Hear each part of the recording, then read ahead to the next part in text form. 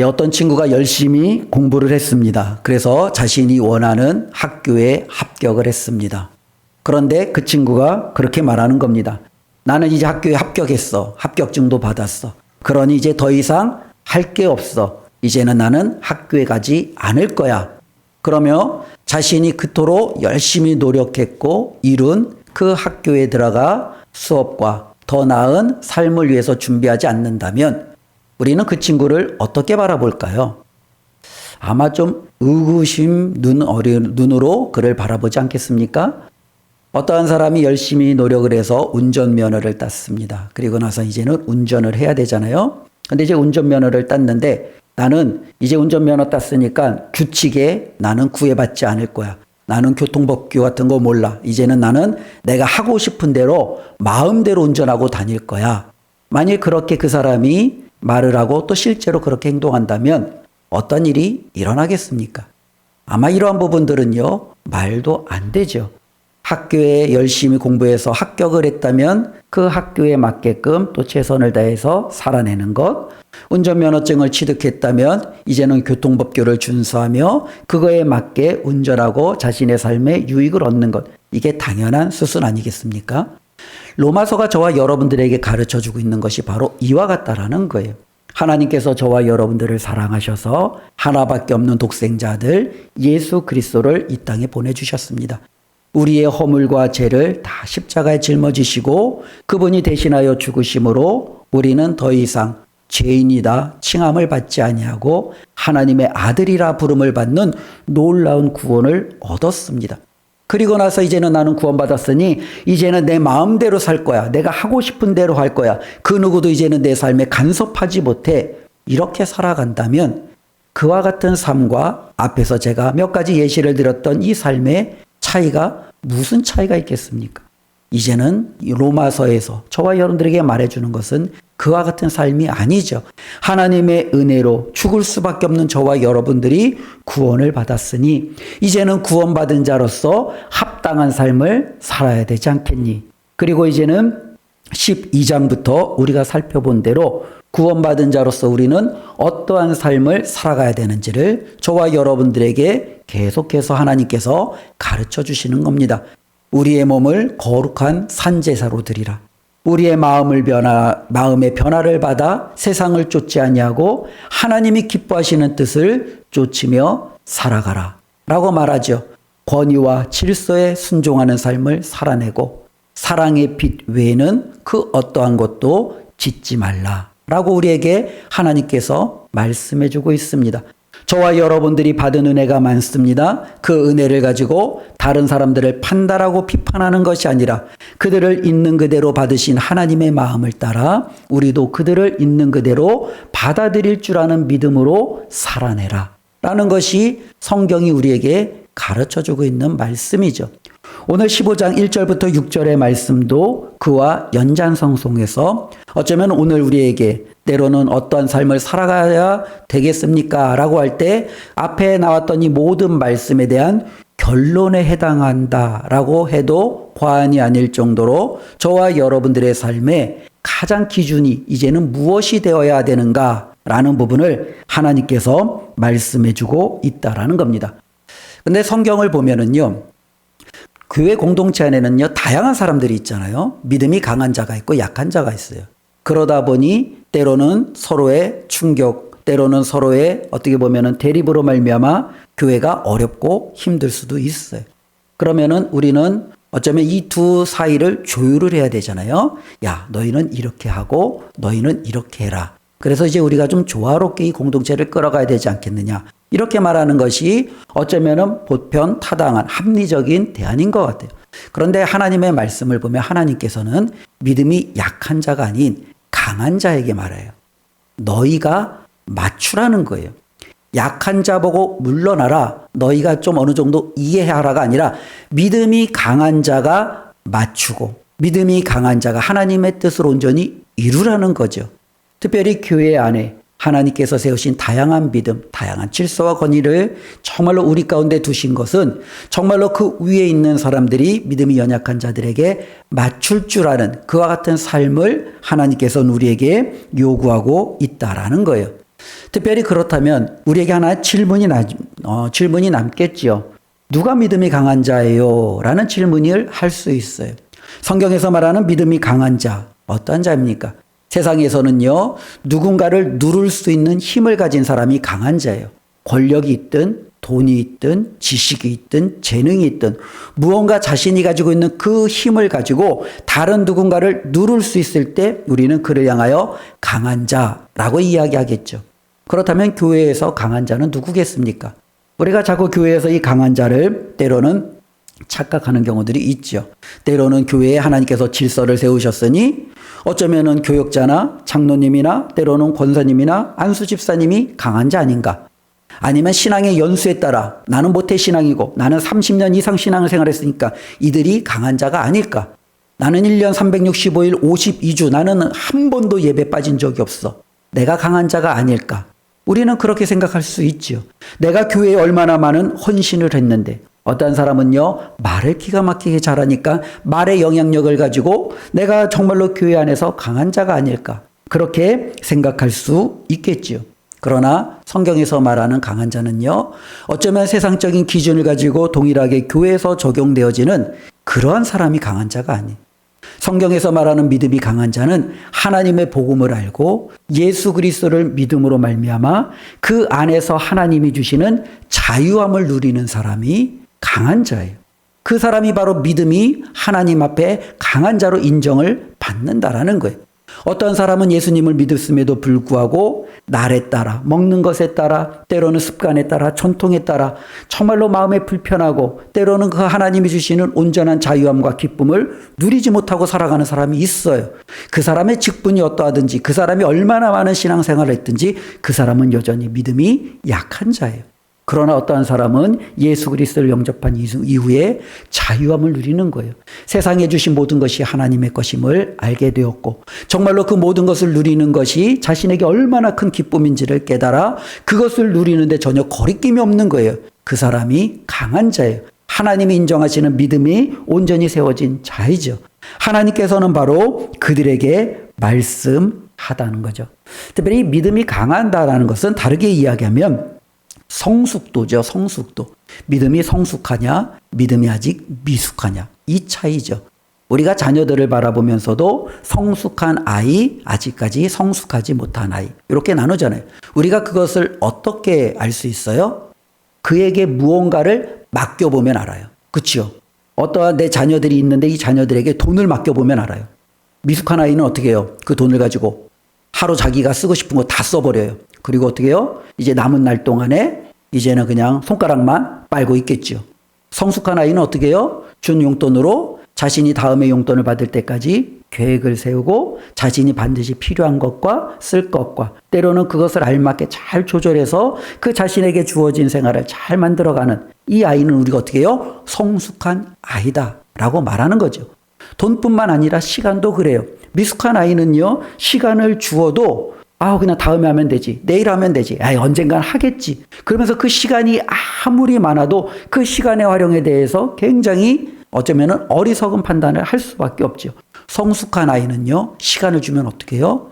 계획을 세워요. 그 계획을 이루기 위해서 끊임없이 자기 자신을 더욱더 강하게 어쩌면은 습관에 정말 이렇게 만들어가서 그 계획을 이룰 수 있도록 훈련하고 또 그 계획을 온전히 만들어가는 아이를 보게 되죠.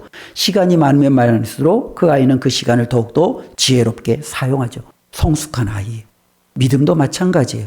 하나님이 주신 이 믿음으로 하나님이 기뻐하시는 뜻을 이루면서 정말로 주님이 주시는 그 신앙생활을 온전히 해나가는 주님의 자녀들은 믿음이 강한 성숙한 그리스도인이에요. 그러나 하나님이 주신 구원, 하나님이 주신 은혜, 하나님이 주신 놀라운 이 믿음을 가졌음에도 불구하고 여전히 자기밖에 몰라. 여전히 다른 사람을 돌볼 줄 몰라.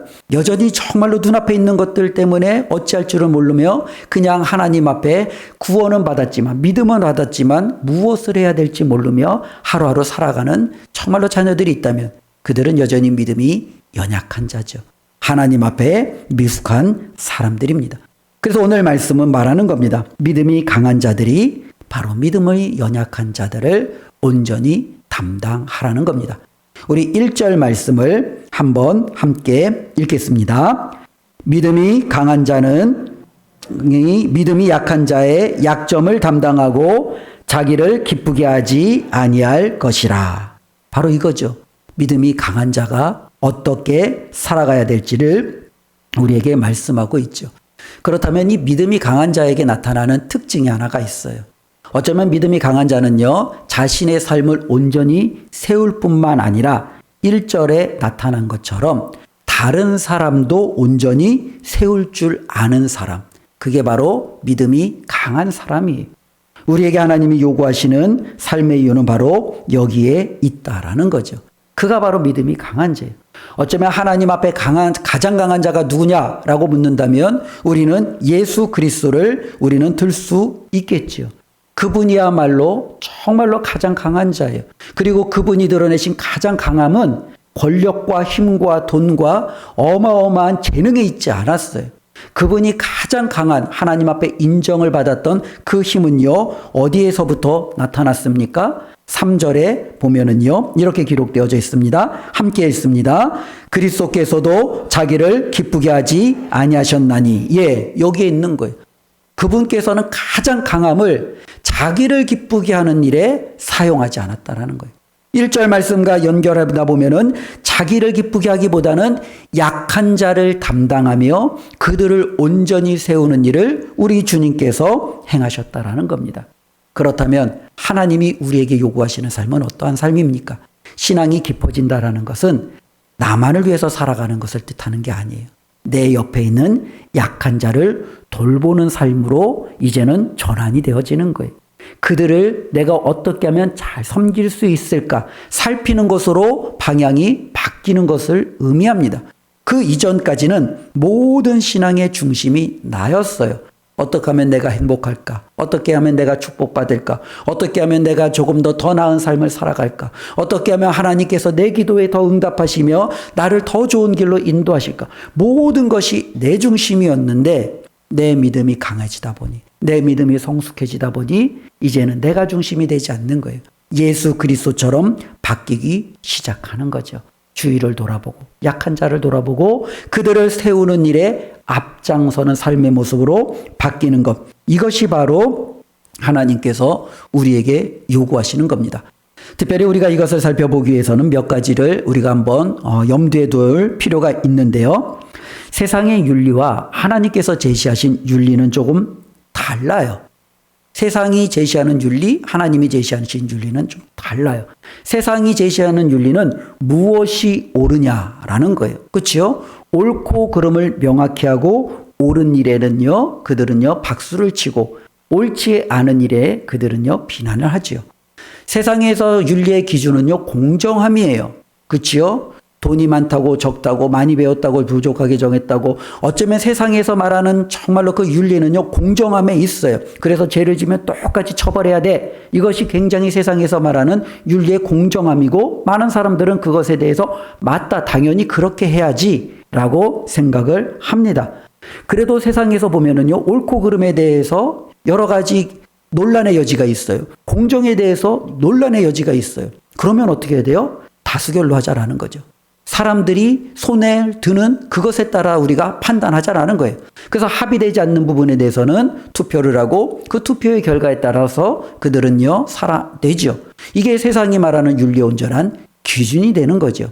그 전까지는 사람들이 죄라고 여겼는데 이제는 시대가 바뀌어서 야, 더 이상 우리가 그것을 죄라고 하면 안 돼. 이제는 우리가 그것을 죄라고 하지 않아. 그러면서 이제는 우리가 그 모든 것들을 뒤로 하고 이제는 이것은 우리의 삶 속에서 일상으로 다가와야지. 사람들이 그렇게 합의를 하고 많은 사람들이 그렇게 손을 들면 이제는 윤리의 기준도 어떻게 해요? 바뀌어버리는 거죠. 세상의 윤리의 기준은 여기에 있어요. 그렇다면 기독교의 윤리의 기준, 예수님을 믿는 저와 여러분들의 윤리의 기준은 무엇에 있습니까? 저와 여러분들의 윤리의 기준은 하나님께 있어요. 하나님께 있다라는 것은 하나님이 옳게 여기시느냐라는 거예요. 하나님이 옳게 여기시면 그것은 합한 거예요.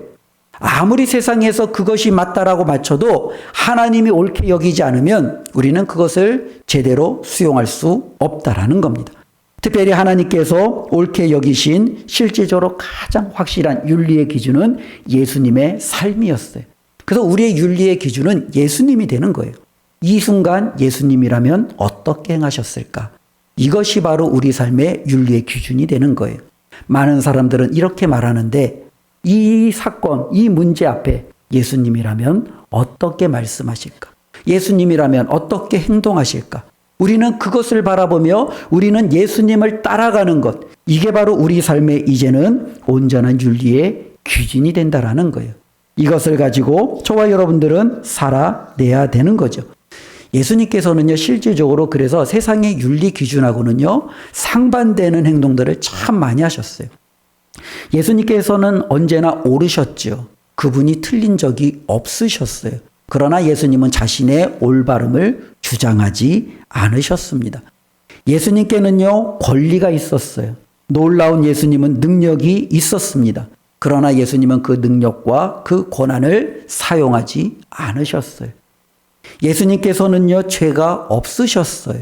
당연히 예수님은 죄인이 아니셨지요. 그런데 예수님은 죄인의 자리에 서셨어요.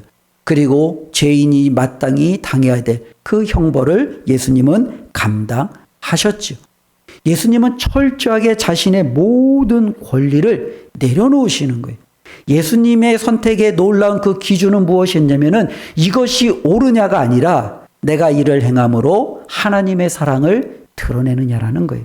내가 이것을 행하는 것이 하나님이 기뻐하시느냐라는 거예요.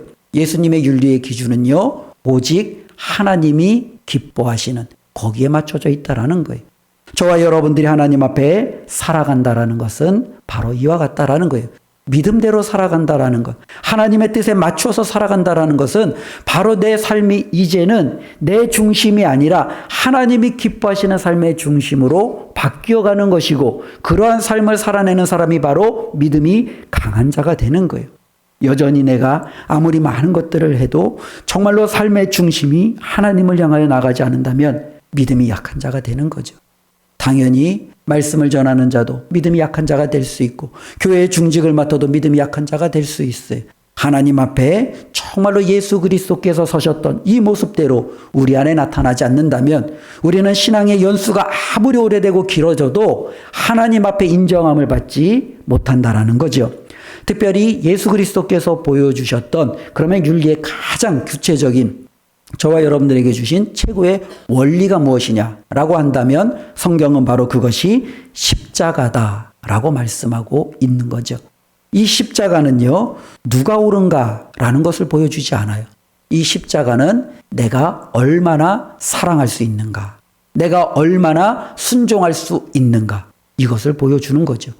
우리 주님은 결코 십자가에서 죽으실 만한 죄를 지은 분이 아니에요. 그러나 하나님이 그것을 요구하신다면 우리 주님은 죽기까지 복종하시고 순종을 택하시는 거예요. 십자가는 결코 정말로 가볍게 우리가 그냥 어깨에 걸칠 만한 그와 같은 것이 아니에요. 그러나 내가 십자가를 짊으로 내가 정말로 하나님의 자녀들을 구원해낼 수 있고 하나님의 사랑을 그들에게 전할 수만 있다면 우리 주님은 그것을 마다하지 않는 거죠. 십자가야말로 저와 여러분들의 삶에, 우리가 이 땅을 살아갈 때 내 삶의 기준이 어디에 두어야 되는가라는 것을 보여주고 있다라는 거예요. 그러면 우리가 무언가를 할 때 예수님이라면 어떻게 할지, 예수님이라면 이때 어떻게 했을까, 이 판단을 한번 질문을 해보시고, 그리고 그 질문하신 이후에 내가 이것을 했을 때 이것이 하나님의 뜻에 부합되는가, 내가 이것을 행함으로 다른 이웃들이 피해를 보지 아니하고 오히려 그들에게 유익이 되는가, 이것을 우리가 생각해 본다면 바로 그와 같은 기준 안에서 판단하고 행동하는 그 사람이 믿음이 강한 자가 된다라는 거예요. 저와 여러분들의 삶 가운데 하나님께서 주시는 이 놀라운 믿음이 강한 자의 삶의 모습이 올 한 해 풍성히 나타나시기를 주님의 이름으로 부탁을 드립니다. 특별히 공동체, 우리가 살아가는 교회, 때로는 우리가 이 땅에서 수많은 사람들과 여러 가지 관계를 맺고 살아가는 이와 같은 삶들은요, 다양한 사람들이 모일 수밖에 없어요. 그리고 이 다양한 사람들은 끊임없이 이런 다양성으로 말미암아 부딪히고 문제를 야기하고 때로는요, 공동체를 어지럽고 시끄럽게 만들 수 있지요. 저희 교회에도 당연히 이 다양성이 있죠. 그로 말미암아 어려움이 있을 수 있죠. 그렇다면 이 다양한, 때로는 이 여러 가지 어려움들을 우리는 좀 어떻게 극복해 가야 되느냐, 어떻게 우리는 이 문제를 풀어가야 되느냐라는 부분이죠. 힘으로 풀어갈 수 있을까요? 때로는 공동체에 따라오지 못하는 사람들을 배제하고 그들은 이제 내버려두고 함께 갈 수 있는 사람들만 힘있게 우리끼리 먼저 으쌰으쌰해서 가자. 그럼으로써 이와 같은 일들을 감당할 수 있을까요? 이 모든 것은요, 하나님이 기뻐하시는 삶의 모습이 아니죠. 성경에서는요, 저와 여러분들을 하나로 묶을 수 있는 유일한 끈을 예수 그리스도에 두고 있습니다. 예수 그리스도만이 가장 다양하게 또 여러 가지 삶의 정말로 복잡한 속에서도 저와 여러분들을 하나로 묶어줄 수 있는 유일한 끈이라는 겁니다. 예수 그리스도의 복음을 통해서 유대인과 이방인은 하나가 되는 거예요. 예수 그리스도를 통해서 남자와 여자의 정말로 그 정체성의 차이, 수많은 가치관의 차이에도 불구하고 그들은 하나가 되는 거예요.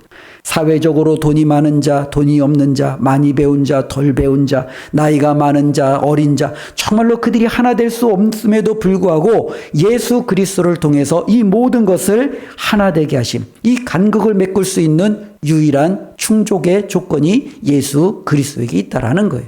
그러니 저와 여러분들이 예수 그리스도를 우리 삶의 기준으로 내가 살아가는데 정말로 그분을 삶의 중심으로 두고 살아가는 것이야말로 믿음이 강한 자의 가장 아름다운 모습이다라는 것을 우리는 생각해 볼 수 있죠. 예수님께서는 이 땅에 오셔서 폭력을 사용하지 않으셨어요. 그렇기 때문에 어떤 문제를 해결하기 위해서 교회에서 폭력을 외치는 것은요, 결코 주님이 기뻐하시는 것이 아니에요. 우리 하나님은 분명히 폭력을 행하실 만한 전능하신 하나님이죠. 그 능력이 있으신 하나님이죠. 그럼에도 불구하고 한순간도 폭력을 행하지 않으셨어요. 오히려 검을 사용하는 자는 검으로 말미암아 망하리라고 말씀하셨어요. 그러니 저와 여러분들이 교회 안에서 그 어떠한 폭력도 우리는요, 허용되어져서는 안 되죠. 우리 주님께서는 문제를 해결하기 위해서 누군가를 배제하지 않았어요. 바리새인이라고 배제하고 대제사장이라고 배제하고 너무나도 너는 죄를 많이 지었어 죄인이라고 배제하고 너는 어떻게 그렇게 하나님의 저주와 같은 병을 많이 받았느냐. 그 하나님의 저주와 같은 병을 받았다고 배제하고 그러지 않았어요. 우리 주님은요, 모두를 포용하셨어요. 바리새인도 포용하셨어요. 니고데모와 아리마대 사람 요셉이 예수님 앞에 들어오잖아요. 예수님은 그 당시에 사람들의 손가락질 받던 세리와 세리장들은 이 마태와 때로는 삭개오와 같은 세상 사람들이 정말로 그렇게 격렬히 미워하는 그들도 품으셨어요. 사람들이 말하는 나병 환자, 때로는 어쩌면 그들의 질병이 하나님의 저주와 진노라고 생각했던 그 수많은 병자들을 우리 주님은 품으셨어요. 여자라고 그들을 우리 주님께서는요, 외면하지 않으셨어요. 창기와 때로는 세상에서 버림받는 그와 같은 여성들도 우리 주님께서는 다 품으셨어요. 일반 사람들도 품으셨어요. 우리 주님은 결코 배제하지 않으셨어요. 그렇다고 우리 주님께서 그들에게 무언가를 강요하셨나요? 강요하지도 않으셨어요. 너는 바리새인이니까 이걸 해야지. 너는 지금까지 죄를 지었으니까 이제 앞으로는 이렇게 살아야지. 우리 주님은 그들에게 무언가를 강요하지 않으셨어요. 그들 가운데 그들이 예수 그리스도를 만남으로 하나님께 은혜를 받음으로 자발적으로 나오는 헌신을 우리 주님은 그들에게 요구하시는 거예요. 주님은 기다려주시는 거예요. 기다려주니 삭개오가 자신의 재산을 팔아서 가난한 자들에게 나누어 주고 정말로 토색한 것에 4배를 갚고 이제는 주님을 따르겠다라고 나오는 거예요. 기다렸더니 아리마대 사람 요셉과 니고데모가 정말로 주님을 버렸던 그 순간에 그들은 도리어 주님 앞에 나와 예수 그리스도의 신을 가시다가 장사하고 그 주님을 따르는 자들이 되는 거예요. 주님을 떠났던 많은 이들이 다시금 주님 앞에 돌아오는 놀라운 역사가 일어나죠. 주님은 그들에게 강요하지 않았어요. 그러면 우리가 해야 할 일도 동일하겠죠. 내가 가지고 있는 힘이 있어요. 그 힘을 사용하지 않는 게 믿음이 강한 거예요. 정말로 그들을 배제하지 않는 게 믿음이 강한 거예요. 그들에게 내가 가지고 있는 생각, 내가 가지고 있는 신앙의 기준을 강요하지 않는 것, 이게 바로 믿음이 강한 거예요. 우리는 자꾸 착각을 한다는 거예요. 우리가 힘이 있고 믿음이 강하다는 것은 내가 있는 위치, 내가 가지고 있는 신앙의 연륜을 가지고 자꾸 누군가에게 그걸 강요해요. 그들을 변화시키려고 해요. 그들에게 무언가를 자꾸 주입하려고 해요. 그로 말미암아 내가 힘이 있고 믿음이 있다는 것을 드러내려고 한다는 거죠. 아니라는 거예요. 우리 주님은 그와 같은 방식을 한 번도 저와 여러분들에게 보여주지 않으셨어요. 우리 주님은요, 그렇게 행하지 않으심으로 진정 믿음이 강한 것이 무엇인지를 저와 여러분들에게 보여주었다라는 겁니다. 저와 여러분들의 삶 속에서도 우리 주님이 보여주셨던 이와 같은 삶의 모습이 우리의 삶이 되었으면 좋겠습니다. 그래서 저와 여러분들의 삶으로 말미암아 내 옆에 있는 사람들이 다시금 정말로 그들이 믿음을 향하여 하나님을 향하여 달려나갈 수 있다면, 우리의 공동체가 하나님 안에서 온전히 세워질 수 있다면 그것이 바로 하나님이 기뻐하시는 삶의 모습인 줄로 믿습니다.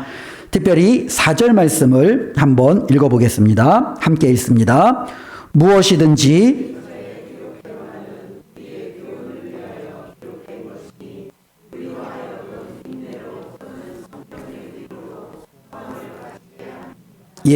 특별히 저와 여러분들은 믿음이 강한 자의 삶의 모습이 어떠해야 됨을 우리는 배우게 됩니다. 우리는 그것을 어떻게 배우게 되죠? 지금 로마서를 읽음으로, 좀 더 크게 얘기하면 성경을 통해서, 그렇죠? 우리는 이것을 배우게 되는 거예요. 하나님의 말씀은 저와 여러분들로 하여금 하나님이 요구하시는 인내를, 하나님이 우리에게 주셨던 위로를 이제는 우리가 다른 사람들에게 행할 수 있는 그와 같은 수준으로 저와 여러분들을 계속적으로 만들어가는 과정이에요. 그래서 이 성경을 우리가 자꾸 어쩌면은 성경의 어떤 여러 가지 지식의 축적, 이와 같은 것으로 우리가 생각하는 경우들이 있는데, 결코 성경은 그렇게 주신 것이 아니죠. 성경을 많이 알면 내가 교회 안에서 누군가 이야기할 때 논쟁에서 말빨에서 밀리지 않을 거예요. 이와 같은 의도로 주신 것도 아니죠. 성경 안에는 모든 문제 해결이 있어. 그러니 이 성경을 통해서 내가 정말로 읽고 묵상하면 내 삶에 있는 모든 문제가 즉각적으로 해결될 거야. 그러한 의미로 이 성경을 주신 것도 아니에요. 자꾸 우리는 이 성경을 우리의 삶에 어쩌면 모든 문제를 해결해주고 내가 필요한 모든 것들을 그대로 공급해주는 즉각적인 응답의 열쇠로 자꾸 이 말씀을 접하는데, 오늘 말씀을 보니까요, 뭐라고 말씀합니까? 저와 여러분들에게 이 성경은요, 인내케 하고 위로를 주는 말씀이다 라고 우리에게 증거해주고 있습니다. 근데 이 인내하고 위로는요, 바로 하나님이 저와 여러분들에게 보여주셨던 모습입니다. 끝까지 우리를 참아주시는 하나님, 우리와 함께 하셔서 우리를 위로하시고 우리를 정말로 평화롭게 이끌어주시는 하나님, 성경이 보여주셨던 그와 같은 모습이에요. 그리고 성경을 우리가 가까이 하고 이 말씀을 우리가 더욱더 알아가면 알아갈수록 저와 여러분들의 삶 가운데 이 모습이 자연스럽게 나타나진다라는 거예요. 그런데 만일 우리가 하나님의 말씀을 배우고 들음에도 불구하고 인내롭지 못해요. 끊임없이 안절부절해요. 끊임없이 마음에 불안함이 있어요. 여전히 성경이 주는 놀라운 유익을 우리가 얻지 못하는 거죠.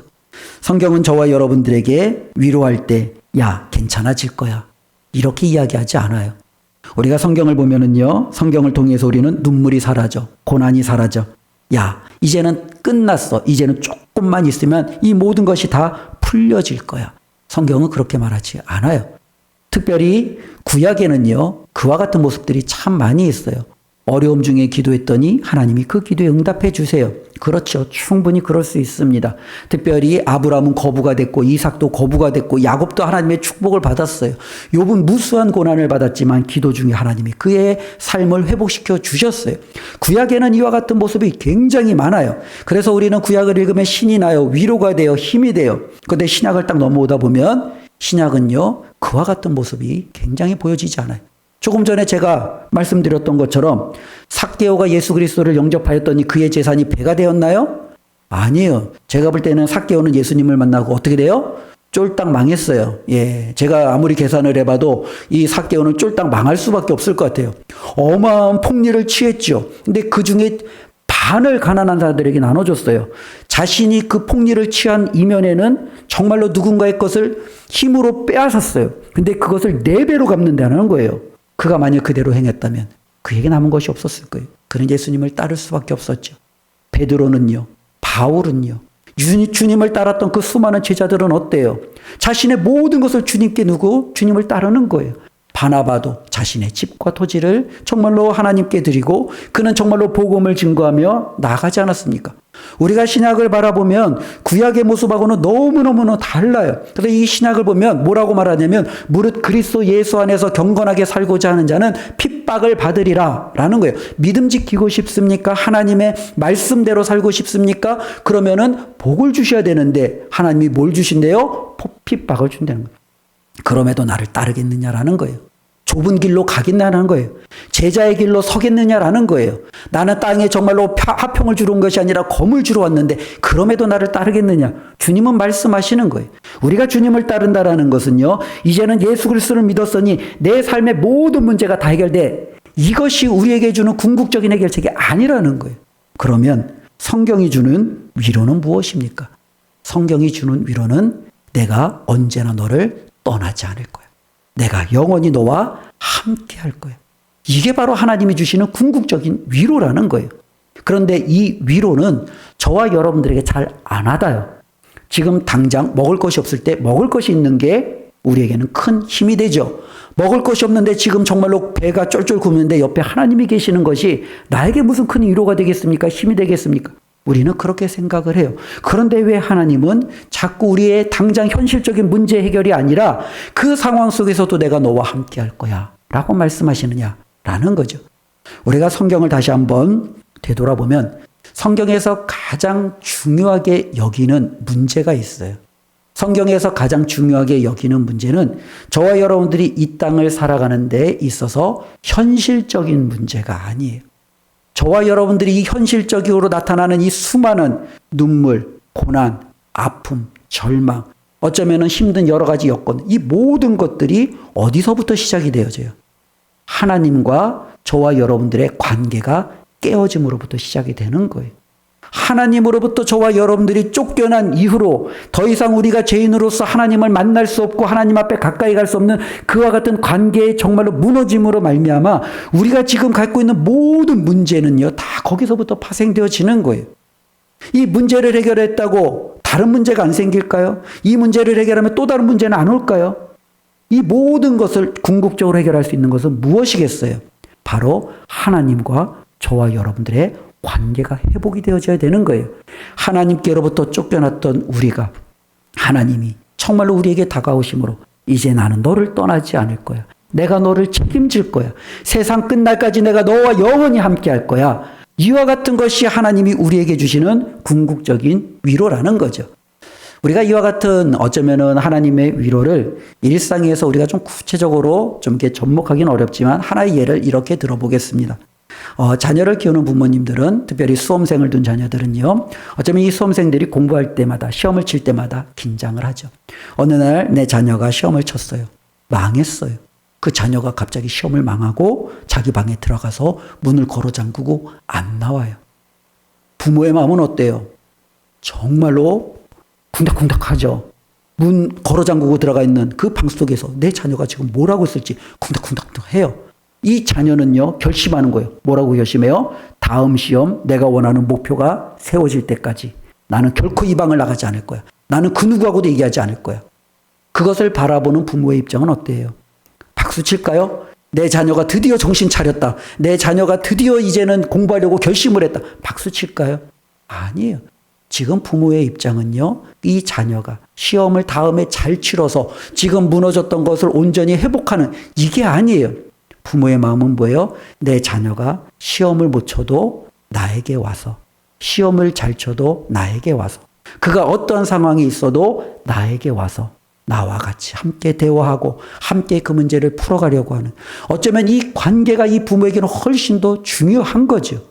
우리 하나님께서 저와 여러분들에게 가지고 있는 마음도 이와 같다라는 거예요. 우리 안에 수많은 문제들이 왜 없겠어요? 이 문제들이 끊임없이 우리가 이 땅을 살아가는 날 계속적으로 일어나겠죠. 하나님께서는 이 문제 해결하면 하나님 제가 하나님께로 갈게요. 하나님 이 문제만 해결하면 제가 하나님께 갈게요. 아니에요. 하나님은 뭐라 그래요? 그 문제 들고 와. 그 문제 함께 와.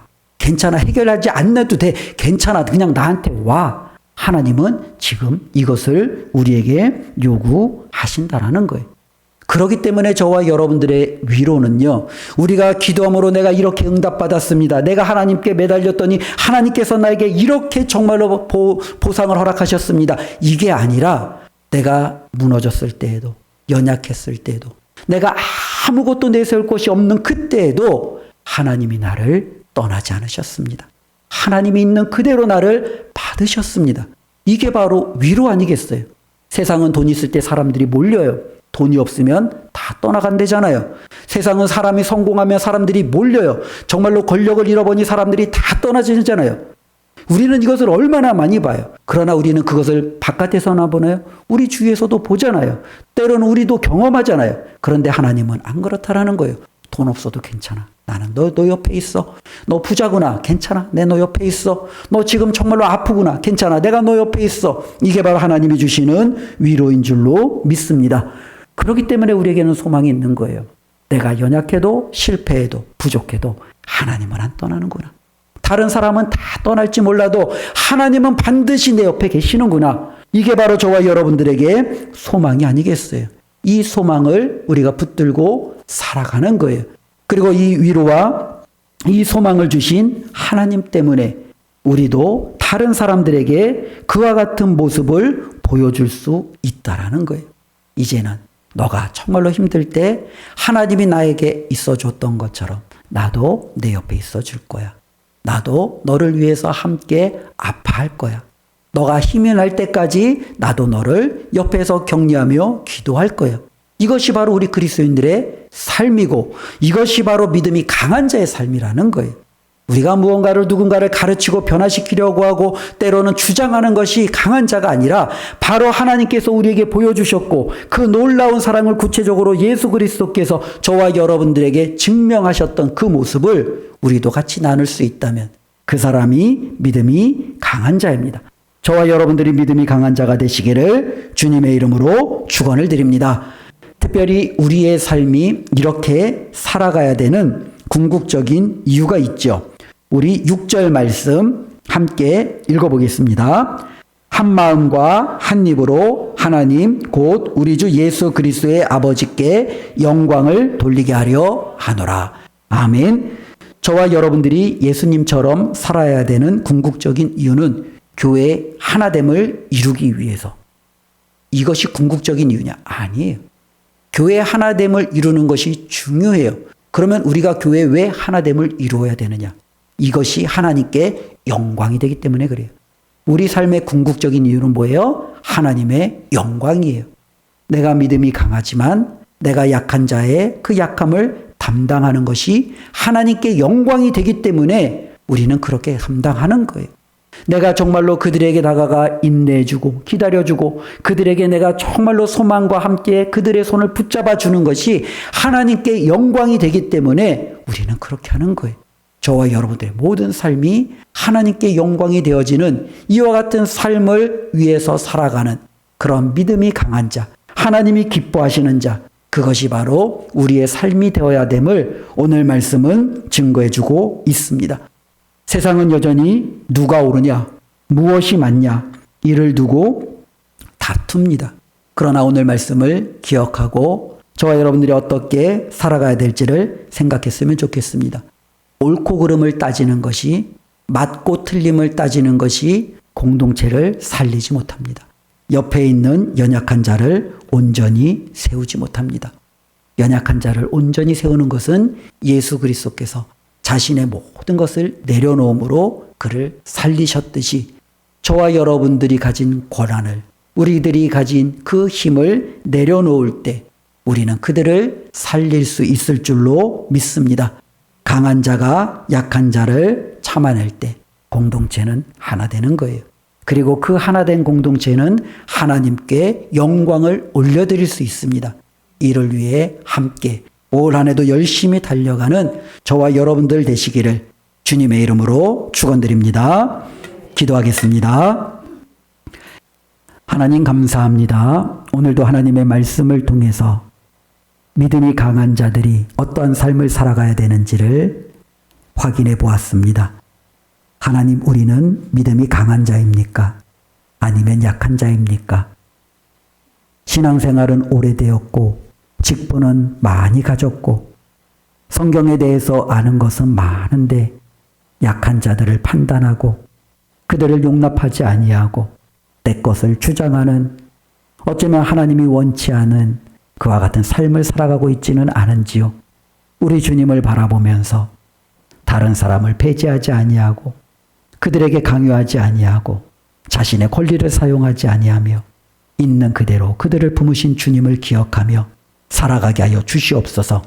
그리하여 하나님, 우리를 통하여 하나님의 교회가 하나님의 영광이 온전히 나타나게 하여 주시옵소서. 예수님의 이름으로 기도드리옵나이다. 아멘.